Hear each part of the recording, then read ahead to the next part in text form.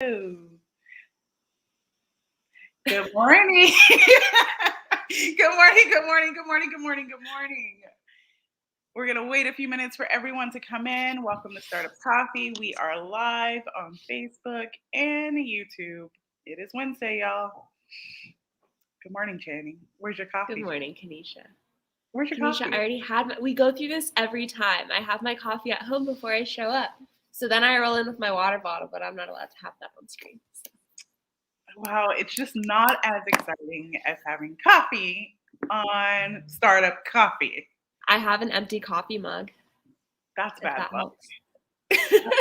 That's like toasting with nothing in your glass.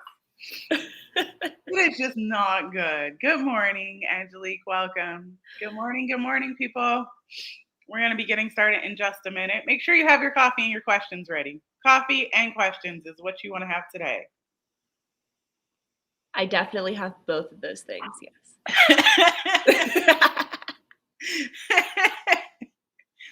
Coffee and questions. I need all the coffee this morning. Mm-hmm. Thank you, Angelique. Good Hey, morning, Dre. Is Dre sitting in the office saying good morning? Good morning, Dre. We'll just give it one more minute and then we'll get started. And as people come on, they'll catch everything they've missed in the replay. Oh gosh, I'm ready. You wanna, maybe I should put the slides up. We're ready for this. I got the slides. All right, good morning, guys. We are gonna start in just a second. If you missed this portion, catch the replay. If you're catching the replay, just let me know you're catching the replay. It's okay. All right, Channing, let's get going. All right, so good morning from Startup Tucson. If you have never been to a Startup Coffee before, Startup Tucson is a local nonprofit dedicated to growing the region's economy through entrepreneurship and innovation. We offer wraparound support and we are industry agnostic. We are here for entrepreneurs, small business owners. If you are doing anything that is business related, we are here for you and we would love to get to know you. As far as cool things that we have coming up, we have Startup Labs next week with Kanisha and Bree. It'll be virtual. Yes, it's virtual. So you can get more information on our website, startuptucson.com. Some cool programs that we have going on. We have the Sprint Challenge. This is for any companies that are kind of in a growth stage and they're looking to make new products and do some prototyping and product photography and all of that really fun stuff. We have a makerspace with 3D printers and a laser cutter and a vinyl cutter and all sorts of super fun tools. We have a media lab that has super fancy cameras and microphones and podcasting stuff and backdrops and the whole nine. So if you think that you need any of those things, go to startuptucson.com/sprint challenge to learn more and apply. Admissions are rolling, so go ahead and submit your application today. And it's completely free because it's funded by this Sprint grant. So that's a really cool part of this. And then we also have our food programs that are going on. We are nearing the end of the first cohort of the accelerator, but we'll be running another cohort next year. So stay tuned for more information on that. We have free websites for food entrepreneurs. So if you have a food business, whether it's a product or you're a grower of some sort, go to this website to apply for a website from us, and that is also free for the first year. And then we are working with Visit Tucson and Simpleview to build a virtual tour of gastronomy, which will highlight all of the amazing food businesses in the Southern Arizona region that gained Tucson its City of Gastronomy status, which is super cool. So go to startuptucson.com/food-forward to learn more about our food programs and apply for anything that sounds interesting to you. And then we are really excited to be hosting today's coffee as a part of Global Entrepreneurship Week. And Kanisha, this is where you can say more about this. Okay, so last year, most of you guys have joined us. We did a big, I believe it was a lunchtime chat for Global Entrepreneurship Week. It is a collection of tens and thousands of activities and competitions. So over the week, you'll see a ton of stuff coming out. I believe that the Tech Parks is doing something as well for Global Entrepreneur. it's too early. Global Entrepreneurship Week. So make sure you check out that. I believe we posted on it. It is aimed at making it easier for anyone, anywhere to start and scale a company. And that's where we focus. We really focus on the beginning stages, but we also have some scaling programs, and that is where our Sprint Challenge comes in, as well as our Food Forward. So if you are looking to scale your business, now's the time to jump in to see what we have to offer. While the programs are free, they'll probably stay free, but just in case they don't, jump in so you can see if you can scale your business to the next level. What is next, Shanny? Next, we have introductions. Okay, so if you are joining us right now or you are watching the replay, please be sure to introduce yourself in the chat. I am Kenesha Raymond. I'm the program director here at Startup Tucson. Channing. I'm Channing. I'm one of the program coordinators here at Startup Tucson. Perfect. And then everyone else is in the chat already, so make sure that you guys are introducing yourself, Liz, Angelique, and Dre. We are going to welcome our special guest for today. We have some great people coming from technically not in Tucson, so we're going to say they are global, joining us today, and I'm super excited to have them. I have Michael Cole, who is the VP of Marketing for Everflow, and Martha Bitar, who is the co-founder of Flodesk. So we are going to welcome them and have them introduce themselves. Bye, Channing. We'll see you later. Welcome, Michael. Welcome, Martha. Martha, can you please introduce yourself? Yes, of course. Hi, I'm so happy to be here. I'm Martha Bitar. I am CEO of Flodesk, a relatively new email marketing platform that helps small business owners and entrepreneurs design emails that people love to get. And I grew up in Mexico, started Flodesk in San Francisco, and I'm currently living in Lisbon, Portugal. So it's 4:08 p.m. my time. So yeah, I'm loving these and I'm loving the global focus. So nice to meet you, everyone. Thank you, Martha. Michael, please introduce yourself. I'm really glad she went first because I was like, what do I say? So I'm Michael. I'm a VP marketing at Everflow, this one right here. We're a partner marketing platform for managing any type of performance partnership relationship. So all your digital marketing, your strategic partnerships, your affiliates, etc. We provide the platform for that. It's been a pretty exciting journey. I've been there for about 3 years now. And when I started, we were about 15, and now we're up to about 55 people as a completely bootstrapped company. So it's really exciting to be in that rocket ship phase. And I'm based out of Oakland, California. Beautiful uptown Oakland. Perfect. Well, guys, look, I get to bring on my friends to all of these startup coffees, especially since they're global. And I've worked with these two for a very long time and got to see transitions. I've transitioned a lot. And so I want to know about where you both started and how you started. We'll start with Martha. All right, sounds good. So how we started Flodesk? Right? How you got in this space? Okay. Yes, of course. So so we're also bootstrapped as well, and it was I think not the typical way to start an enterprise in San Francisco, but we knew that is the industry that we would serve is small business owners, right? And small business owners don't have VC backed budgets, right? That's just not how the business works. So we wanted to stay as close as possible to our customers and also have the freedom to make big bets and fail and really have our customer be the only shareholder, right? So in deciding to do that, I had to keep my full-time job and start Flodesk on the side. So it started as a side hustle. And actually, I was at Honeybook, and that is where we met, Kenesha. So I was doing business development there, and I loved it. It was one of the hardest things that I had to do, leave that company, because I love the team, I love the product, the business, the customers, and I'm still in touch with them. But I remember having to do this for maybe 6 months to a year of just thinking of what is the problem that we're going to solve, right? Is it a big enough problem for a large enough group of people to justify working on these, right? And then what is our theory of what's going to happen when we bring this product into the market? And I remember we had a lot of resources and a lot of people that were already in the startup world, and we got a ton of advice. And the biggest piece of advice was, don't do that. Why on earth would you create another email marketing solution? And we heard all things from, there's too many already out there, email is going away, nobody wants to do email anymore. And then we looked at the stats and the chats we had with customers, and it was just telling the complete opposite story, right? Everyone was still struggling with email marketing. Gen Z was even more bullish on email marketing. The usage was going up every year, and it became even more, even a higher converting channel after social media became a more utilized channel. So all the data and all the conversations were indicating the opposite. So we went with our gut, and then we started working on a prototype, and then we started showing people. And I remember the first prototype we actually bombed. It was we showed it to Kelsey, one of my friends who is in fashion, and she's a blogger.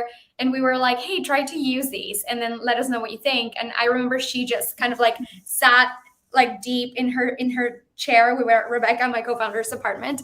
And she's like, I just don't know what to do, Martha. And she felt like she wanted to cry, or it seemed like that. And Rebecca and I just looked at each other and we're like, okay, we know we have a really big problem and we really don't have a solution. So word of advice, focus on the problem and not whatever you think the solution is, because chances are it's not going to be that, or you're not going to hit it the first time. So we just kept iterating until I remember one of the, another friend that, well, she became a friend because we met her at an event. And then she said, I'm struggling with email marketing. Can I try out your solution? And we said, yes. And then she tested it and she nearly cried because she said, this is it, right? So that's when we knew, okay, we might have a solution. Let's bring it out into the world.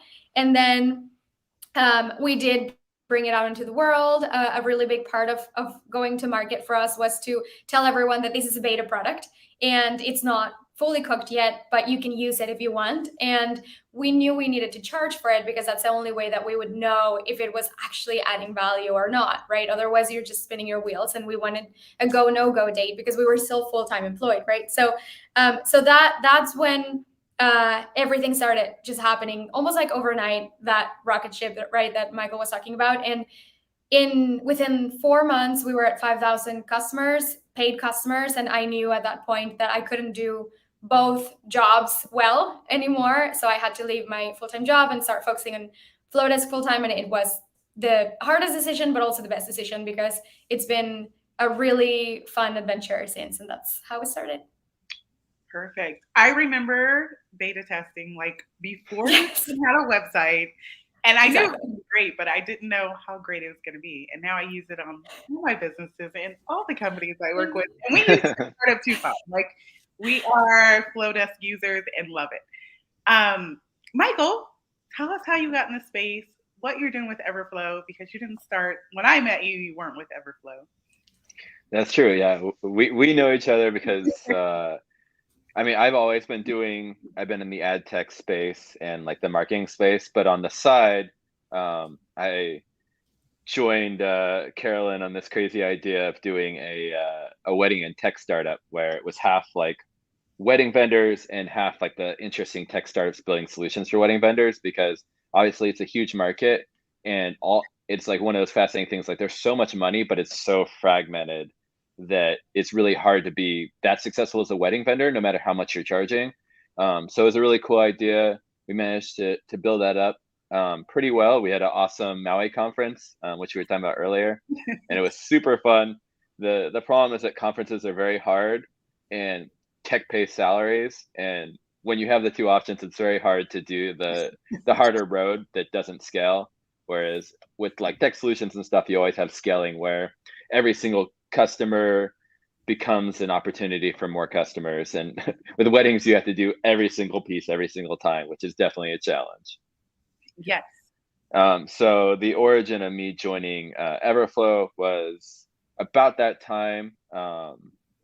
I was working at a mobile user acquisition network, and these 4 guys came into our office and they were presenting this new solution called Everflow. They didn't actually have a product yet. It was still just like drawings and mock-ups and stuff. But at that time, like I was really excited about it because I had used it. What was the competing solution? It was awful and I hated it. And so I kept them in the roadmap. when that company was reaching the end of its life, which is a very common thing in Bay Area, is that most startups last like a year or 2 years. Even if you raise money, you just burn through it very quickly. So when that company was reaching the end of its life, I started consulting for a couple companies. And for one of those companies, I was consulting to start their mobile user acquisition division. And I started using Everflow at that point. I managed to build that up from a brand new thing to about 7 million per year over 2.5 years. Mobile ads is a very different space. It's a roller coaster. So 7 million sounds good, but then it will be down the next year. It depends on whether you're in a good time or bad time. But after 2.5 years there, I had been talking with the Everflow team. They were made an offer that I couldn't refuse. And I always wanted to be on the SaaS startup space. The ad space is a very much a roller coaster, and some years you're a genius and some years you hate yourself. So I really wanted to be on the tech side where everything is sustainable and every single customer pays you year after year. And so I joined Everflow, and then I've been there for about 3.5 years now. And I'm in charge of all the marketing, and it's been an exciting journey. Well, both of you guys talked about starting bootstrapping, starting lean, and we teach. That's my wheelhouse. That's where I teach. All of the things as we tell them, start lean, bootstrap, don't try to get a ton of money, don't throw money at the wall.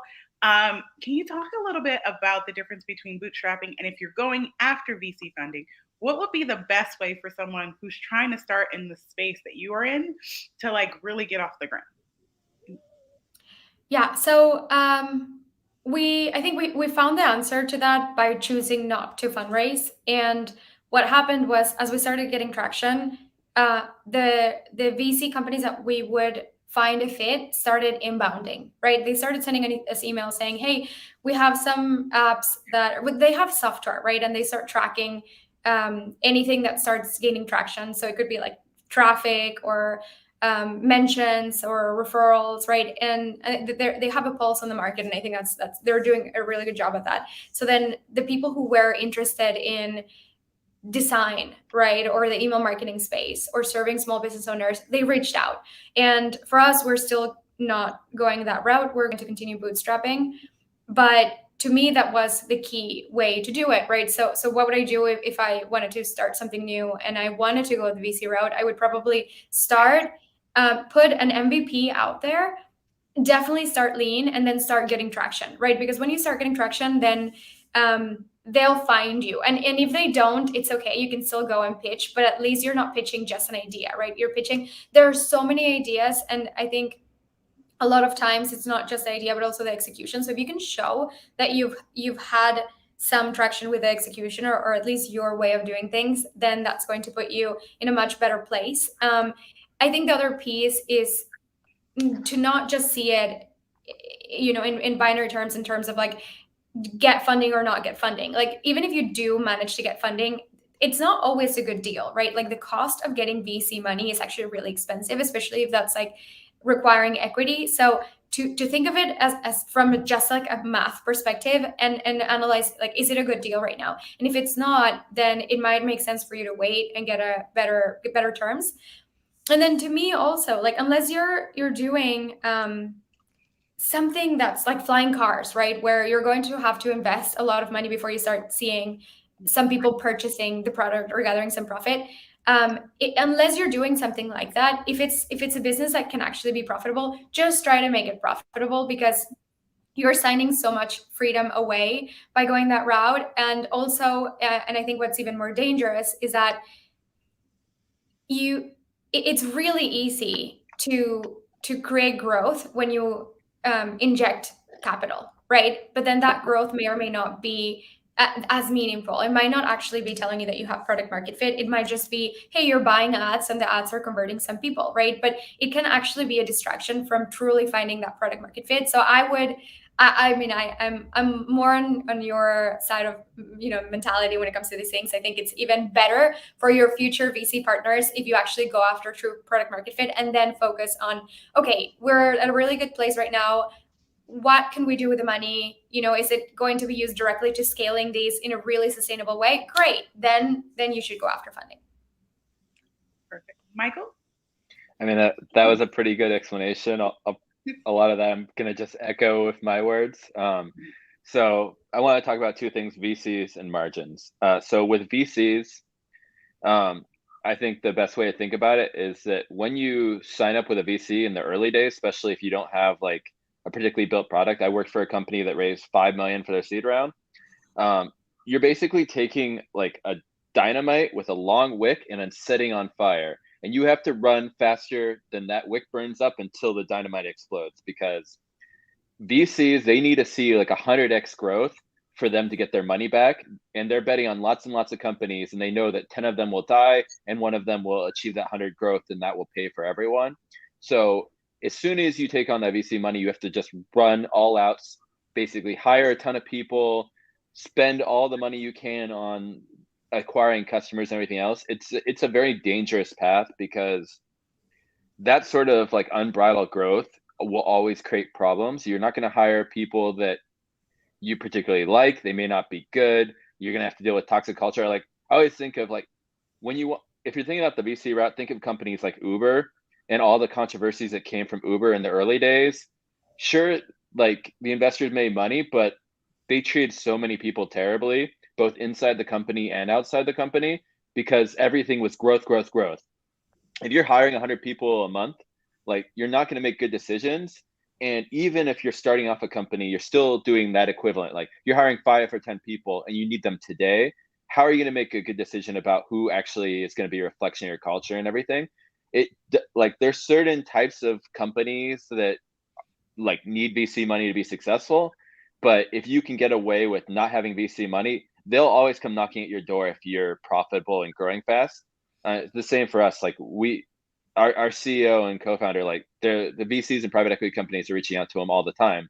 And he takes a lot of those calls because it's really good market research. But the reason they come to him is because we're a growing profitable company.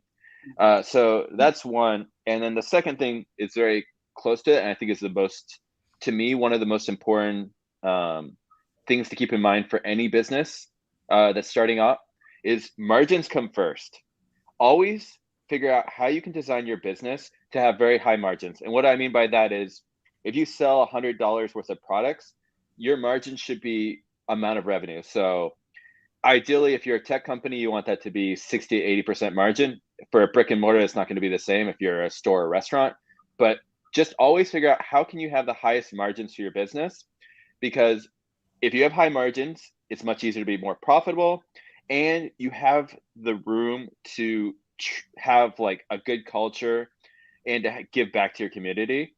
If you're selling a product and every $100 you make, you like 80 of that is profit on the top line, you can do things like give to nonprofits, to give back to your community, to have lots of paid time off for your employees. So always figure out, what are the things that I am spending money on that do not benefit me at the end of the day, and figure out how you can cut those off. Because if you have a high margin product, you can really, I mean, we have a very like laid back culture at our company.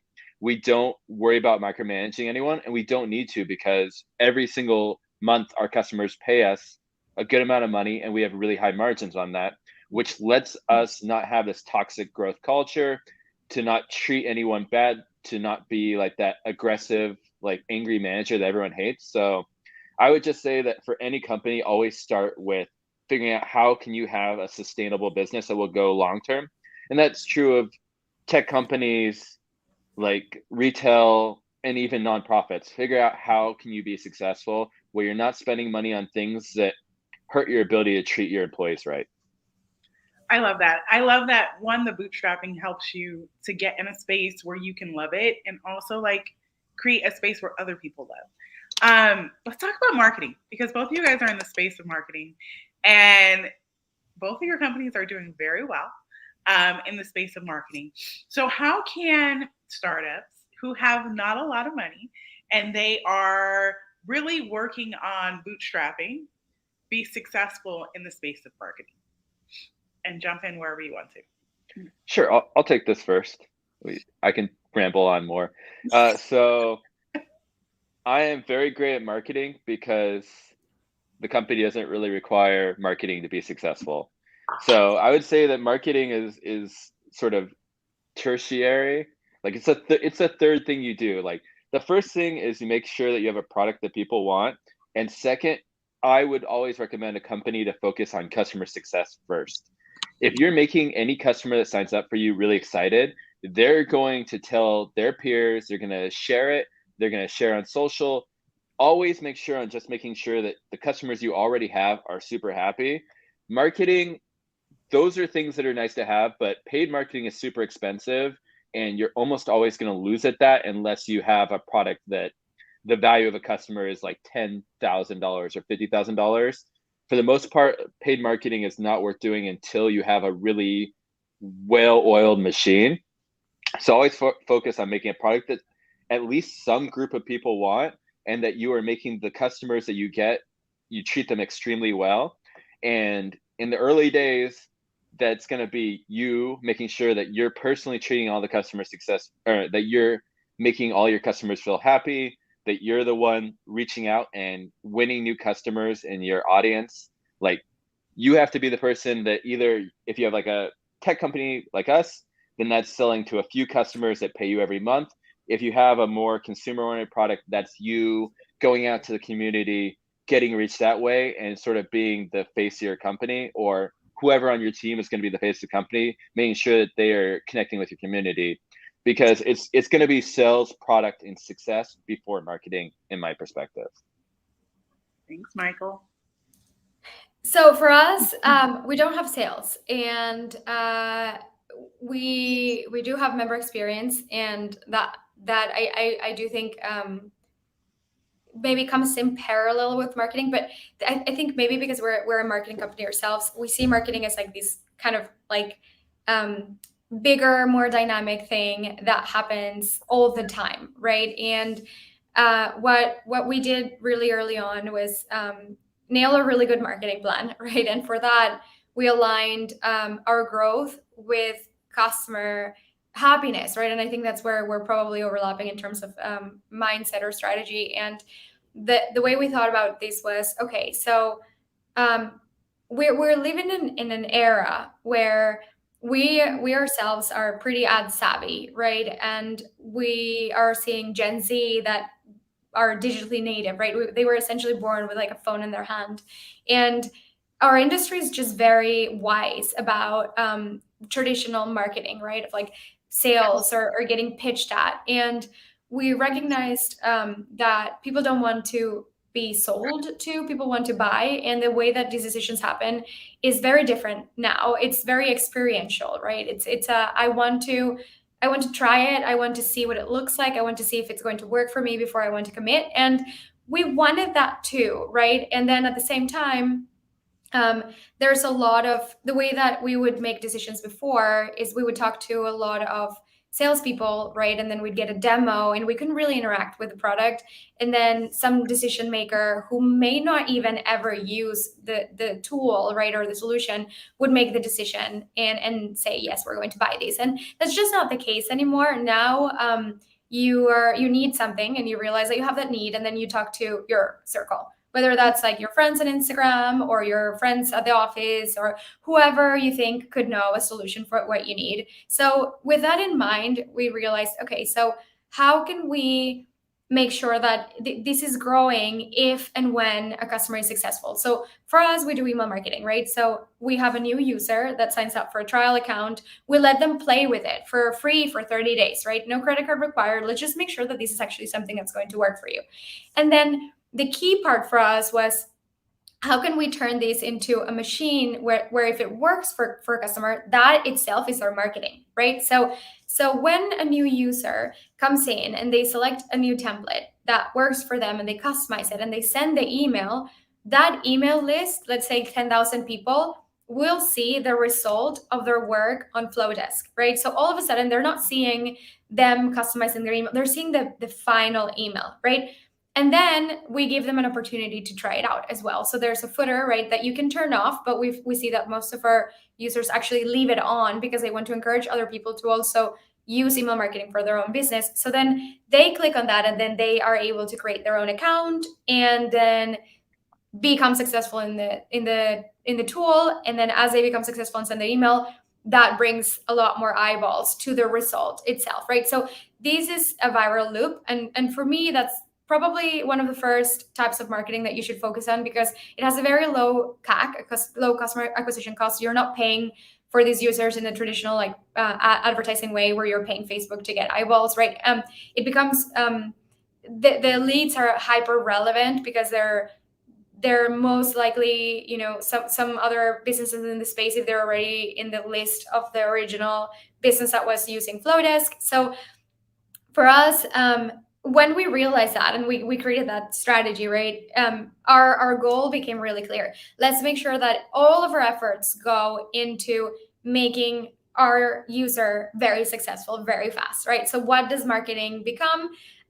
Really clear value prop on the website, funnel optimization, really solid onboarding documents, so making sure that people feel really welcome, that they are able to talk to others in the community, that they have Flodesk University, right, with videos on how to use the product and send their first email. That every single thing that we did was, okay, how do we make them more successful faster? And then the rest has been a lot of experimentation, but that I would say is our core. Like to this date, 87% of our wins come from the viral loop. I like do you mind if I say one more thing? Go Just to avoid any confusion, when I say sales comes first, I don't mean hire salespeople. I mean, as a founder, you need to be going to selling to whoever is going to be your audience, because you need to be hearing from who you want to reach. So it's not definitely like actually getting salespeople is a much later thing. But as a founder, you need to be selling, because that's going to be your best feedback in the beginning too. And that may not be like selling them the product, but that might be going to like your communities or your audiences and presenting it directly. Definitely. I like both of you guys talked about connecting with the community, connecting with the audience. I always tell people, do not sell to your family first. Like your first customer should not be your mom who's going to tell you it's great. But it should be somebody outside of the community that's going to give you proper feedback, good feedback that you can use in your product. What are some of the best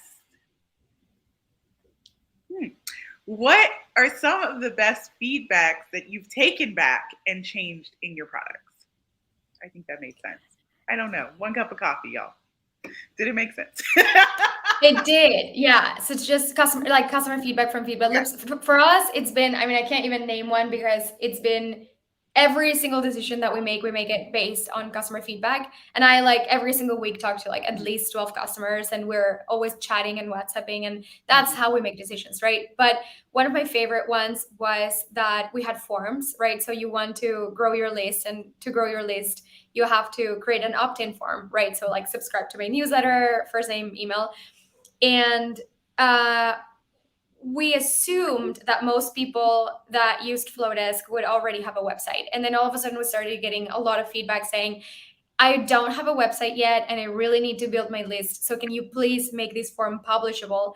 And we just never even imagined that that's a feature that we would have. And so we were like, okay, yeah, I mean, this is clearly like our most requested feature.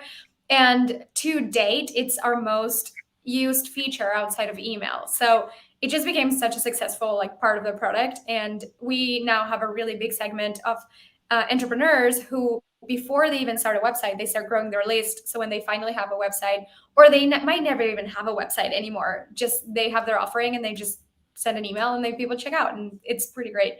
So that was probably, even though it happens all the time, every single day, that was probably to date, it's my favorite one, just because like you believe the feedback and you believe the need, but just to see that massive result, and just how like schooled we were about, like how off we were about some things, it was really fun. Michael? Cool. So if I were ever creating a new company that has a web presence, I would definitely replicate what we did at Everflow. It's pretty amazing. So step one, make sure that you set up, there's many different chat softwares that you can install on a website, which allow visitors to reach out and talk to you on your website or inside of your platform. So the way that Everflow has really developed our product very quickly and built something that people actually want is that we have inside of any one of our customers, when they log in, they can ask questions to the customer success team at any time with this chat. The customer success team will actually like mark down any like feature requests that we hear from customers among their questions. And then on every single week, they'll review this list of feature requests, which can be anything from 50 to 100 features.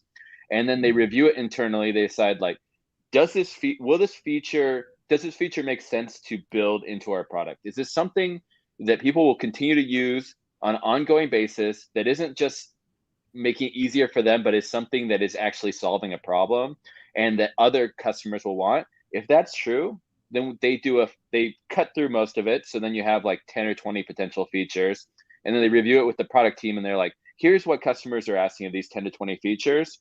Which ones can we build? And then our CTO will be like, no, that's impossible. Okay, we'll do this one. And that's actually how we build a lot of our product, is that this feedback loop of customer to, does this make sense, to, is this actually doable in our product? That loop is amazing and lets you build something that customers really, really love, and customers tell other customers, and that's going to be an incredible way to grow your business later on. There's a lot of listening to the customers. I think that's where a lot of people fail. There's no listening to the customers, and then they do focus on the solution. Like, yeah, and making it easier for customers to talk to you. That's the other part. It's not just listening. You need to give them a way that they can talk to you very easily. So you want them just to be able. I don't want them to talk to me, Michael. I want them to just send me an email. That's why hopefully you can grow to you can have someone else do it. I don't want them to talk to me. I just want them to send me an email, and we'll get back to it. It's a no. I like that, because I know what we do is they do send us an email, or they can call, or we're pretty out in the public. So we listen to a lot of that as we're building, and then we teach that through our classes, like really solving a problem, making sure your solution is not just a solution for you. And then listening to your customers is very important, just to get it out there, especially when you're like in the MVP stage and you're testing it out, trying to see what people really want, not it's just your problem. Like, it is a massive problem you're solving for a lot of people. Okay. Give me one word of advice for somebody starting out new. And then anybody has questions, drop those in the chat. Channing, you can come back on if you have questions. All the things. So one word of advice, or 5, I don't care. I mean, okay, for me, it's like, do you want to go first? No, go ahead. Okay. So it's what you just said, right? Are you, I think a lot of ideas are ego driven, and they're like, oh, this idea could be really cool. If it's not solving a problem, then you're creating a vitamin, not a painkiller. And when people have $1 and they could buy one or the other, and they have like this massive migraine, they're going to buy the painkiller, right? So make sure that you're building a painkiller and not a vitamin. That would be my first one. And then there's so many people who are going to have so many opinions. And I think that's always overwhelming, like at every single stage. And it's really important to get the feedback. I think definitely listen, but then in the end of the day, make your own choices, right? Like and that goes with customer feedback as well. A lot of times people ask for something and they think that that's a solution just because it was something that they saw in a competitor. Or that's the way it's always been done. But if instead you'd really try to understand, like, what's a problem, what's a struggle here? And my favorite system for that is asking why, like 5 times. So, okay, so you need a shareable form. Why? Well, because I don't have a website. Okay, and why don't you have a website? Well, because I don't want to spend on it. And so then you start realizing, like, the problem is not that they don't have a website, is that they don't have the budget to have a ton of tools or the time to have a ton of tools. So then you can come up with really good solutions. So those would be my top 2. Right? Make sure you're building painkillers and ask why, so you can get to the real core of the problem. And why 5 times, even if it sounds awkward. It gets awkward. It does. And you just keep asking. And they get so upset. Just keep asking. You just keep asking. All right, Michael, what do you got? Cool. So I'm a new dad, so I've been spending a lot of time sort of doing self-reflection of late. And this is more of a personal thought or advice more than a business one, but I think it would be something like your weaknesses are your strengths. So as long as you're really self-aware about what you're not good at or what you're weak at, and you're building around that, like you're compensating for, like, okay, I'm not going to be good at this thing, so I want to build what I'm doing either as a business or personally so that I am not, like, those weaknesses don't bring me down. You end up creating something like unique. You end up actually having like stronger strengths, by being aware of your weaknesses and designing your own activities around those weaknesses to like either avoid them or have them not matter for you. And because you do that, you end up being more unique and having a better perspective. So it's something that I've been thinking like I want to pass on to my my son. And I think it's just something like I know there's lots of stuff that I hate about my own things that I'm not good at. And now that I have this position where I have like some management and everything else, like a lot of those things become strength because I don't demand that of other people, and I set up like the way that we manage the team so that the things that they're not good at or I'm not good at don't matter. I think it's a good thing to keep in mind. I like that. Okay, we're gonna go with some questions. I'll bring them up on the screen. Lucy Howe says, Martha, what was the pain that you solved for it? And Michael, same question. Yes. So for Flodesk, it was so Rebecca and I both knew a lot of entrepreneurs that were really making it. They were really successful already, but then they were getting stuck with conversion, and the reason is they were selling on social media or other channels, and email marketing converts 40 times better, right, than social media. So when we were trying to talk to them about, hey, why aren't you using email marketing, it was almost the same story every time. They just felt that for some reason they couldn't make it work. And then we started getting really confused because how are these brilliant people who are crushing it in every other channel not able to make email marketing work? So then we started asking a lot of questions. And then the problem was that they would spend 6 hours trying to make the result, the design of the email, look on brand. And then when you have a small business, your identity is very tied to your brand, right? To your company. Even if the company name is not your own name, let's say that I'm selling glasses, right? And this is like my company name is like Crystal Glass. My identity is always going to be so tied to this business because it's my full-time thing, and I do everything. I do sales and marketing and design, and also for the most part, you don't have a formal background in marketing or sales or design or technology. So all of these solutions out there needed these resources. They were created for teams that had someone who knew how to write copy and someone who knew how to make the design appealing and on brand, right? And they were just not getting that result. So then after 6 hours of working on the email, they were just still not proud or confident in that, and they just would never send it. So then we were focused on that pain only, right? The ease of use and the brand and the design. So we started by creating a super easy to use tool that everyone or anyone could use without any background in sales, marketing, design, or tech, and that the result would actually be so beautifully designed that it would look like you had an entire team working on it, right? And then the key reason was because we also saw an opportunity, and sorry, I get really, really excited about these. But if you think of marketing channels, right?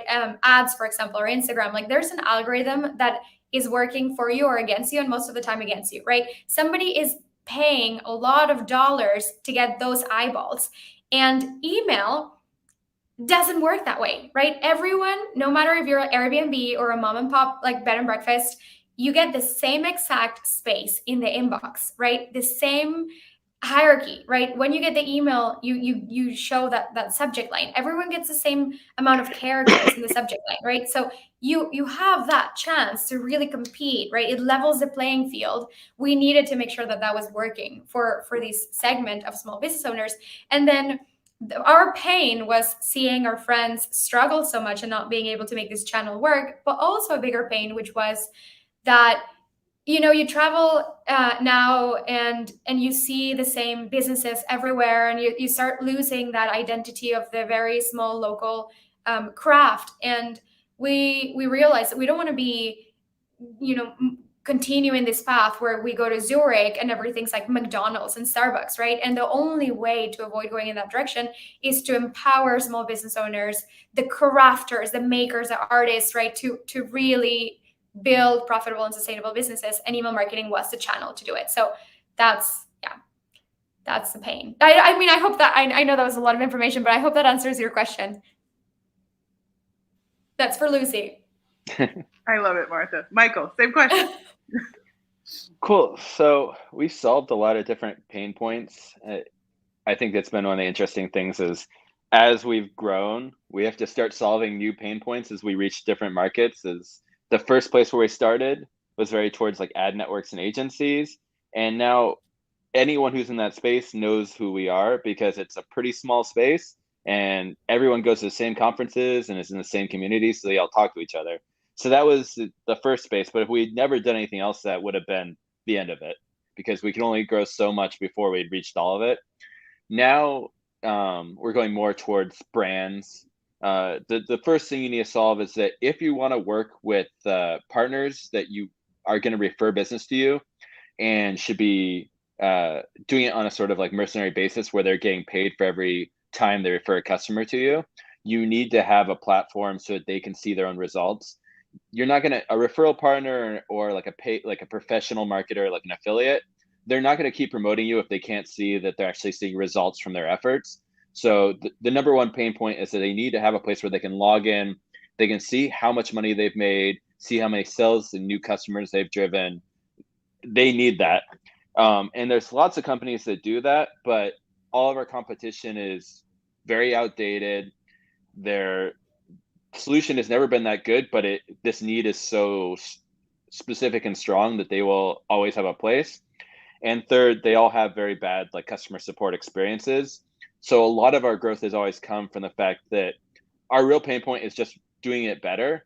And there's always enough unhappy people from our competitors that they will come knocking in our door. And that's really been able to speed up our growth. Perfect. Okay, we have one more question, and then I'm going to let you guys I'm going to let Martha wind down and have dinner. And Michael, you get your day started. Are most of the customers starting new things and looking for their first solution? If not, how do you help customers navigate the cost of switching? Alicia is the program manager, coordinator, for our Forge program, which is upstairs. We actually sit in a U of A building downtown, and she runs the Roy Place building, as well as she runs like an accelerator upstairs. So I'm more than sure she's going to take this back to her students.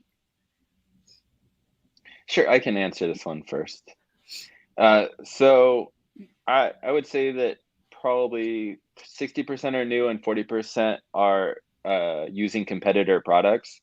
And I mean, if it were up to me and we could wave a wand, we would have 100% competitor product, like prospects coming from other competitors because they understand what they're doing. They understand the purpose of a product like ours, and they have an idea of they have some resources internally to actually be successful on our platform and know what they're doing. And we're just providing them with a better solution there. So that's the ideal.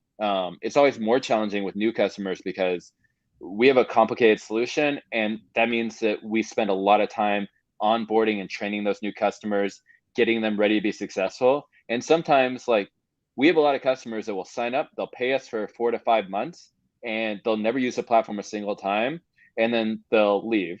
And for us, that's horrible because our customer success has spent a ton of time trying to get them ready to go, be successful, and now it's all wasted because they never did anything and they weren't really ready. And ideally, we should have been able to convince them at the beginning that they were not ready for our platform, and then they should come back when they actually have time and someone to focus on building up this channel of managing these partners. So that's one. For the existing customers, I mean, they're great. And the way that we handle customers navigating the cost of switching is that we make it really easy for them. We have a clear migration path. We provide documentation. We say like, okay, here's all the stuff that's going to happen. We're going to move your data over. You're not going to lose anything. We're going to train you up on the platform. We're going to make you successful. And this will cost $1,500 in our case to handle all this onboarding, to devote our time to making sure that it's super easy. You don't have to do any technical side, and you don't need to understand anything. Like we make it super easy, and then we train your team to be successful on this new platform. So just being really upfront about what is going to be the cost, and then making sure that cost covers your team, making it super easy for them to be successful switching to you. Yeah, same. I think for us, we have a lot of people who are new and a ton of customers who are switching over, a lot who are switching over. And so first, it's relatively easy with email marketing because you essentially download a CSV of your email list and then you import it, right? But even that, a big chunk of our audience does not know what a CSV is, right? A lot of our customers just aren't working in Microsoft or Excel or Google Docs every day, right? Like a lot are creative. So then what we wanted to do was take on the cost. How do we take on the cost so that they're not spending more time? Time is like their most precious resource, right? So we started making tweaks, right? And talking to customers and visualizing like, hey, do this in front of me and let me learn where you're getting stuck, and then always tweaking. So for example, the first solution was, hey, here's a general step-by-step on how to download your current list and just import it here and map the fields. So if you have first name, map it to first name. If you have email, map it to email. When we realized even that was complicated for a good chunk of our audience, we started getting more specific. So then we started listing all potential solutions that they were like, or at least the top ones that people were switching over from. And then we said, okay, here are the instructions specifically for your platform on how to download your email list. And then we started getting really smart about the import process. So now when you import a CSV, it's automatically going to get matched. And then you can still manually check just to make sure that it all looks right. And also we discovered that even if it's done for you, you just feel a lot more confident if you can see it and still tweak it if anything happens. It's just like a trust factor with technology. So then making that process easy, not just, again, like with the technical pieces, but also like the mental pieces, the confidence pieces, the psychological pieces. And then right now it's actually working really well. And then the way we measure these is anywhere from how many people are looking at those help center articles to how many inbox content we're getting with questions around migration, things like that. Great question. Yeah, great question for sure. I just wanted to say something that I think is really important for anyone in a startup space is that if you think of like, if you ever had to deal with a bank that's an older bank, the support experience is horrible. They don't pay their employees enough. They make you wait forever on a call line, and it's a terrible experience. And I think that painful experience is sort of a takeaway for all startups, that so long people underinvested in customer support that you can beat any of your competition that's older and it's been along for a long time by just having an amazing customer support experience. If you do that one thing, everything, like anytime your product's not good, you can fix it with just having better customer support. Anytime you're working on something you don't have it ready to go, customer support can help them on there. This is like your secret advantage to beat any type of company, any competition, because it's very rarely done right. And if you make that part of your core culture, no one can imitate it, because once you lose your customer support culture, it's gone. I like that because I have been to that bank.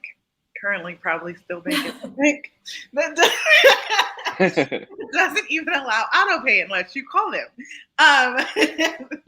Those people. Well, thank you, friends. Thank you for joining us today. We will make sure that all the other questions in the chat, they can pop in and answer them for you guys. Martha, it's so wonderful to see you. Michael, you too. So nice to see you. Oh my gosh. Guys, check out Lucy, can I go ahead. Lucy, yes. MailChimp is ConvertKit, Constant Contact. We're rooting for all of them because like anyone that's helping small business get more customers is great. So I actually love our competitors. But yes, to answer your question. Sorry, Kanisha, I just want to answer that if that's okay. I was on MailChimp when Martha decided to do Flodesk and I switched. FYI, just letting everyone know.